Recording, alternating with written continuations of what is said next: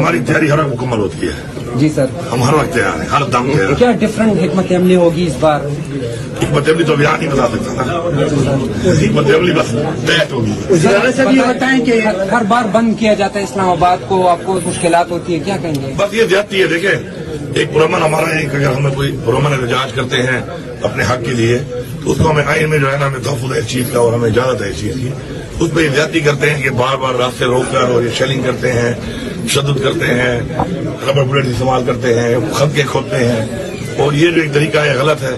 ایک جمہوری ملک کے اندر جب آئین میں ہمیں ایک حق دیا گیا ہے تو اس کے اوپر جو ہے اس طرح کی رکاوٹیں ڈالنا, کارروائیاں کرنا جو ہے وہ پاکستان کے آئین کے خلاف ہے.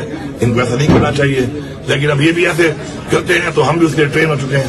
ہم نے اس کا سر کیا نکالنا ہے. آئی جی پی کے خلاف جو مقدمہ درج ہونا تھا اس میں کیا وہ ہے سر؟ آپ دوبارہ اسلام آباد جا رہے ہیں؟ اس زمانے میں جو ہے یہ عدالت میں جو چیز چل رہی ہے تو وہ عدالتی بات میں اس لیے بات نہیں کرتا ہوں. Leader of opposition Omar Ayub صاحب, منسٹر ہائر ایجوکیشن مینا خان صاحب, یوسف ایوب صاحب, ارشد ایوب صاحب, اکبر ایوب صاحب, عدیل احمد صاحب, ریکٹر صاحب, secretary higher education MNA Sajida madam, faculty, respectable faculty members اور ڈیئر اسٹوڈنٹس, السلام علیکم. مجھے فخر ہے کہ میں آج یہاں موجود ہوں ایک ایسے انسٹیٹیوٹ میں, پاک آسٹریا فکشولے, جو کہ ایک بہترین انٹرنیشنل اسٹینڈرڈ کا انسٹیٹیوٹ ہے اور وہ ایک بہترین فیکلٹی رکھتا ہے یہاں پر, اور وہ ایک بہترین لوگوں کو گریجویٹ کر رہا ہے جو کہ صرف پاکستان کے لیے نہیں بلکہ انشاءاللہ دنیا میں انشاءاللہ ایک ایسیٹ ثابت ہو رہے ہیں اور انشاءاللہ ثابت ہوں گے.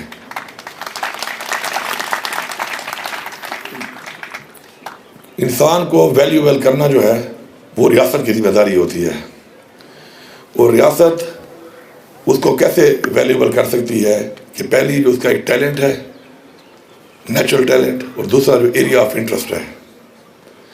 ان دونوں کے اندر اگر ریاست انویسٹ کرے گی کسی بھی شخص کے اوپر, کسی بھی بچے پہ, اپنی بچی پہ, تو وہ ایک ایسیٹ بنے گا اپنے ملک کے لیے بھی, اور انٹرنیشنلی بھی اپنے ملک کو جب ریپرزینٹ کرے گا تو وہاں پہ بھی ایک ایسیٹ اپنے ملک کا نام روشن کرے گا.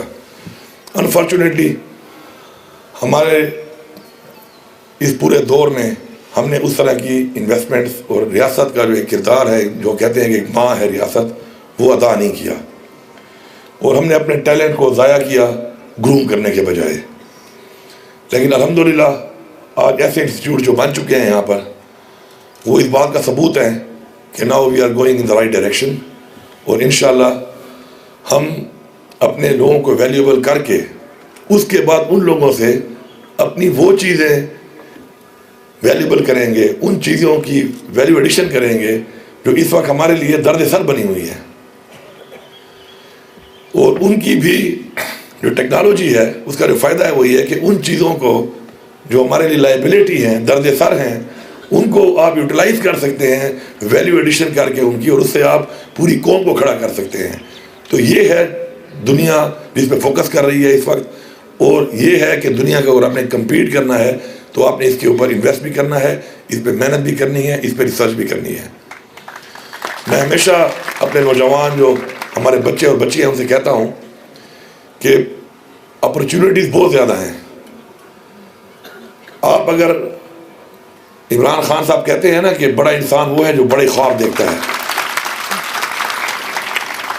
آپ جب اپنے بڑے خواب رکھیں گے اور اس میں پوری دنیا کو دیکھ کر اپنے لیے کوئی ایک ٹارگیٹ رکھیں گے کہ میں نے اس پہ کام کرنا ہے, تو انشاءاللہ اگر آپ محنت کریں گے, محنت کا کوئی بھی آلٹرنیٹ نہیں ہے, محنت آپ کو کرنی پڑے گی, تو آپ اس چیز میں اس جگہ تک جا سکتے ہیں کہ جو خواب آپ نے دیکھا ہو. تو بڑا خواب دیکھیں گے تو وہ جب فوکس ہوگا اس پہ, جب وہ ٹارگیٹ ہوگا تو جب وہاں پہنچیں گے تو آپ ایک بڑے اور عظیم آدمی بنیں گے.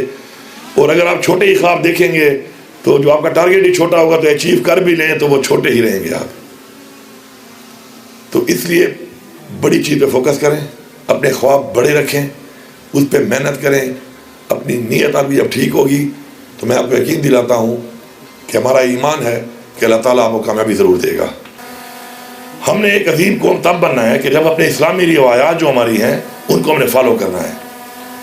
ایک مشعل راہ ہمیں بتائی گئی ہے کہ ہم نے اپنے اخلاقیات کو کیسے گرو کرنا ہے. جب ہماری اسلامی روایات اور ہمارے کلچر کی جو روایات ہیں ان کو ہم نے اون کرنا ہے اور ان کو ہم نے پروموٹ کرنا ہے.